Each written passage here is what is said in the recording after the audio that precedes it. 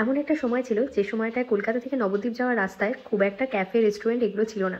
খাওয়ার জন্য খুবই অসুবিধা হতো, ওই হাতে গোনা দু একটা। আর এখন এমন একটা সময় হয়েছে যেখানে প্রচুর এরকম রেস্টুরেন্ট হয়ে গেছে, ধাবা বলো সমস্ত কিছু জাস্ট 2 মিনিট অন্তর অন্তর। আজকে সেরকমই একটা ধাবা এক্সপ্লোর করতে আমরা চলে এসেছিলাম এক্সপ্রেস ধাবায়। যদিও এখানে আমরা অনেকবার এসেছি এর আগে, তবে হ্যাঁ আজকে খুব কোনো একটা খাওয়ার দাওয়ার কিছু আমরা ট্রাই করছি না, এখান থেকে চা আর নর্মাল স্ন্যাক্স কিছু ট্রাই করছি। এটা একদম রাস্তার ওপরে চন্দননগর, আর চন্দননগরের একটুখানি পরেই এক্সপ্রেস ধাবা। খুবই ফেমাস এখানকার সমস্ত রকম আইটেম খাবারের, প্লাস চা। এখানকার চাটা সত্যি দুর্ধর্ষ বানায়। চায়ের কাউন্টারটা কিন্তু একদম সেপারেট, দেখো ঢুকেই দেখতে পাবে এখানে সেপারেট কাউন্টার আছে, বিভিন্ন রকম চা পাওয়া যায়, যার মেনু কার্ডটা আমি অলরেডি শেয়ার করে দিয়েছি। এবং চায়ের সাথে স্ন্যাক্স হিসেবে এখানে সিঙ্গারা, ব্রেড পকোড়া, পনির পকোড়া, ভেজিটেবল চপ থেকে শুরু করে প্রচুর আইটেম থাকে। মিষ্টিরও কিছু কিছু আইটেম পেয়ে যাবে এখানে। আমরা আজকে ব্রেড পকোড়া নিয়েছিলাম আর একটা ভেজিটেবল চপ, দুটোই কিন্তু দুর্ধর্ষ খেতে, টেস্ট ভীষণই ভালো এখানে। এবার আসি এখানকার ডেকোরেশনে, সেটা